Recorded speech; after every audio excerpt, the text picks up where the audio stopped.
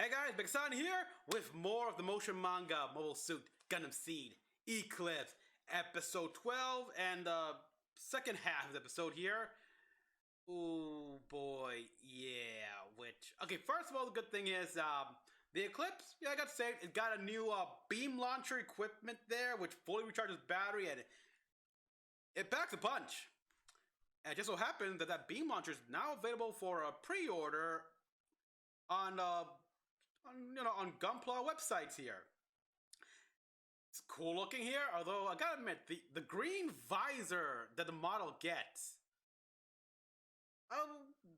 really stands out. Really makes it stand out here, and I guess that's the point here because that lime green visor really draws your eyes right to the head. Yeah, it's available pre-order there. You can buy it separately with the master grade or with the master grade, I don't know. But I also heard the news as well that the new version Kotoki to celebrate the 20th anniversary is the Zeta Gundam. Huh. I never would have thought of that, mainly because I already thought there was a version Kotoki of the Zeta Gundam. I mean, you got one for the double Zeta already for a while now, and just that I can't see them having a double Zeta before they have a Zeta. It's like, you gotta have the Zeta first and then the double Zeta. That's just common sense. But at least in my head.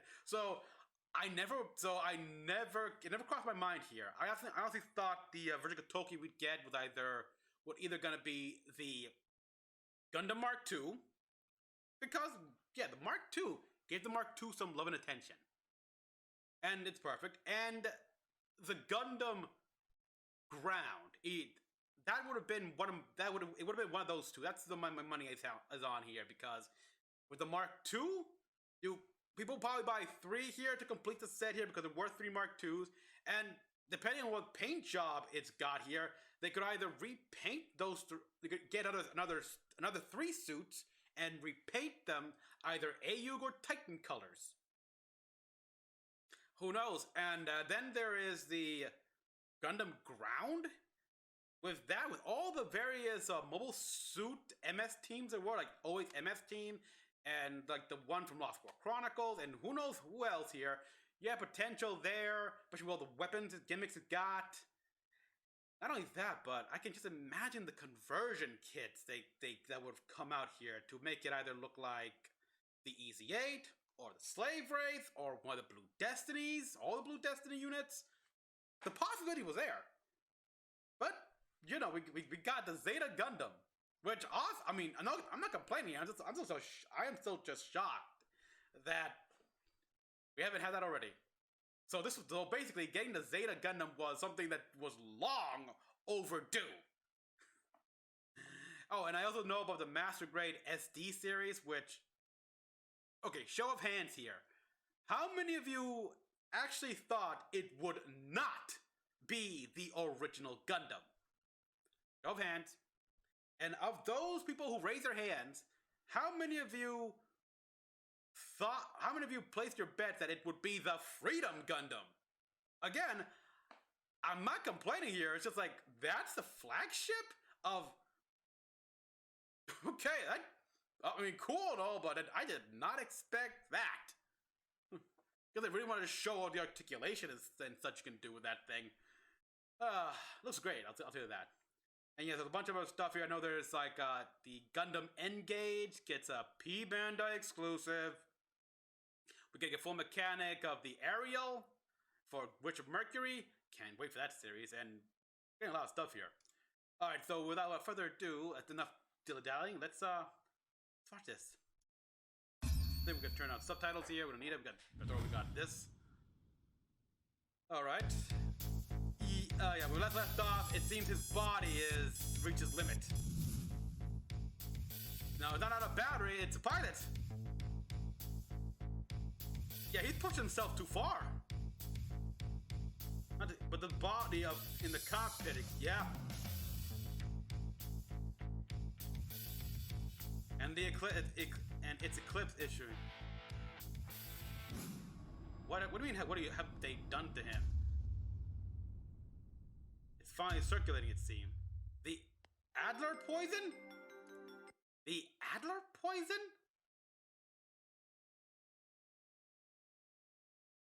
The failed Jiwa by Zaf shook the army of the Earth Alliance to its core. Yeah? It was a glaring obvious that Zev would analyze its own and begin to build their own phase shift armor mobile suits. Not just phase shift armor, but compact beam weaponry and stuff like that. You know, for all of their, like, superior attitude, they had to steal Alliance mobile suits to advance their own mobile suit technology. The ones who developed the mobile suits. Yeah. Yeah, you lost all credibility there, man. Sorry. People like Izak and what have you, fuck you. It has not only lost its long way to advantage it has begun to cultivate, but it cultivates anti-phase shift armor weaponry. Okay. Even if such abilities are not absolute, and carry defections, all varieties of physical can deflecting. Not to mention that countering it would require developing a new weapon build from fundamentally new ideas. I mean, beam weaponry works fine. The ultimate became the... Wait. That ultimately became the compound anti-aircraft armament Adler. This design for mobile suit was given the name of an eagle. Made with high-density material and high hardness, it was as well as high-mass metal, basically incredibly dense. It would be said to resemble a medieval warhammer. Yeah! So, like, Tomino would be proud. Part of the mobile suit, along with its thrusters that are fitted to the arm itself, are concentrated as the weapon's ape and allowed to turn every mobile suit with a single blow. Take out average mobile suit. Yeah, that's pretty badass. Any mobile suit may be able to withstand at an extreme level, at an external, but even then, the shockwaves travel far beneath. The kinetic force. The kinetic force would still transfer and to the body, and oh boy. Yeah. Although, I gotta admit, you can technically overpower phase shift armor if the kinetic force is well above what the armor and the layer of armor and the battery can tolerate. Basically, have a projectile whose velocity and output is way too much for the armor to take. It can easily penetrate right through. But oh boy, yeah, the damage, Adler.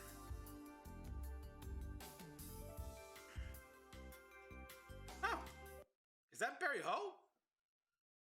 I haven't seen Barry Ho in my god. What happened to that guy? In this way, it is a weapon that employs the spall fracture principle used in special artillery like Hesh? Okay, is this like a real world thing here? But it is also said to have been inspired by a technique for releasing internal power that was a developer witnessed being used by a martial artist somewhere. Before the start of the 1 Year War, and the armament aims to recreate. I'm sorry. Really? Hey, 1 Year War is Universal Century timeline, the main timeline. This is Cosmic Era. You mean the Bloody Valentine War? Type was gonna happen. Besides, especially with UC being such like in the forefront right now here, with many of the mangas now getting translations. So yeah, so talking about Barry Ho. He put out an M1A ashtray. Did pretty damn well. The factual basis for this theory is unclear. Either way, the Adler has a conceivably high level of practicality as a weapon for use against mobile phase shift armor. Calamity, because the duel theirs. Unfortunately, however, it was developed late in the game and only complete after the war conclusion. Because the beliefs that spread among some experts of its development during the actual time of fighting might have led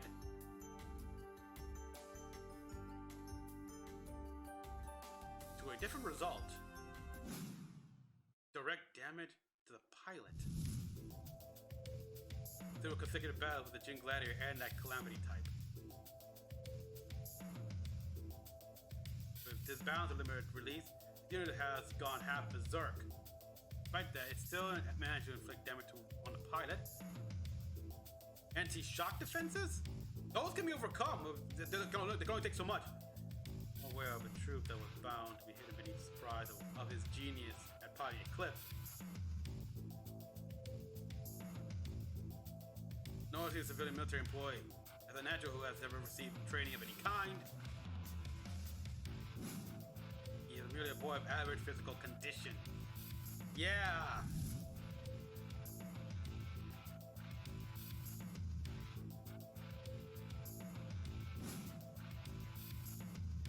And yet you're a soldier as well? You power your unit with an impressive level of control even after suffering an Adler attack. Damage to your unit has been held to a minimum, so a minimum non-critical level.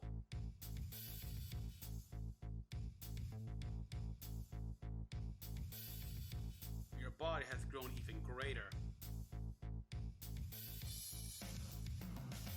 But suffered a full force of the impact.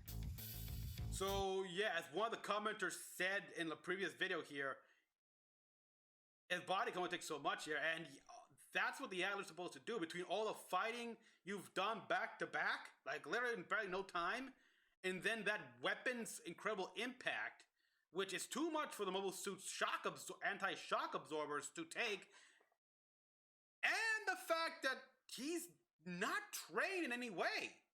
He's just naturally gifted at piloting the Eclipse, but he hasn't gone through any physical training. He's still a normal civilian in physicality. His body is really hurt. For you to continue fighting. Yeah. As if I could feel it myself. So this was your plan from the beginning. Yeah. Biggest weakness is the pilot. Yeah, it's true. He's right.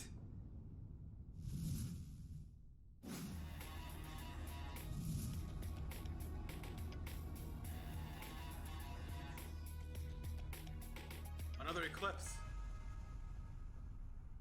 Ooh, and that one has a higher command. So it's a commander type. It's much like the Aegis. So yeah, this is the second Eclipse here, which we saw, and we see that much higher scanner and sensor system right in its head here, similar to the Aegis Gundam and even the Justice Gundam and everything. That's because it's a commander type. That suit was meant to be like driven by the Aegis Gundam. Of the 5 Gundams, the original Gundams here, the Aegis was meant to be the leader. That's why it has a high command, taller command module right there on its head here to better sense and command and coordinate with the other G weapons. Okay, so yeah, expect the new model kits very, very soon, I guess. And I love this mention here to Barry Ho and everything. So yeah, in another life, he's almost like pretty much a G Gundam character in Seed. I love it. I love it. If he actually went to the future colony era here, he could be trained by Domokashu. But yeah, All right, so yeah, I love this weapon, the Adler, which it's straight something like Tomino would love here. It's clearly also inspired by Battle Angel Alita as well here, especially with the James Cameron movie that happened. It's great here, but it's pretty much designed to put as much stress on the body here. Like he said, with the phase shift armor, it's very hard to deal damage here, unless you got beam weapons here, but those are expensive. If you use and physical weapons are not enough here, so rather than damage the suit, they try to damage the pilot. Yeah, that's a weakness. Like, everything about the suit has to be taken into account here, including who pilots it. And the pilot of the Eclipse is a normal boy. This calls to mind OG Gundam here, when Amuro does a maneuver here which sends him flying out, like being launched on the core fighter, trying to get some data, but the G forces of that launch knock him out. It was too much for his normal civilian untrained body to deal with. And that's what's happening here. Basically the same thing here. Where Hori, he's got no training, he's nothing, he's a normal civilian. That's never been put to any sort of stress endurance training. And so, yeah, fighting the Gym Gladiator and this guy here facing the full blunt of the Adler weapon, it's just too much for his body to take here, and it's even too much for the mobile suit to absorb. So yeah, the kinetic force, shockwave, he can no longer fight here. His body, he's got internal damage now. In a way, it's a good strategy. It's effective. It works here. Yeah. So now, Ken, let's hope we can pilot this thing. Here's hoping. So yeah, everyone, thank you for watching. This is getting tense. Again, Legendary Ho, and cool to see what exactly all things the Alliance has done to try to essentially counter their own technology. That makes sense. They're the ones who made phase shift armor, so they know how to quickly come up with ways to counter them, even from the coordinators. Built on fundamentally new ideas.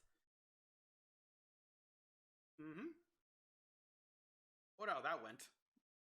And then, of course, the one unintentional hilarity right there was before the start of the 1-year war. Oh my god. Oh boy. So yeah, everyone, thank you for watching. As always, comment below you all thought. Let's start more videos. Till next one, this is Mecha-san, logging out.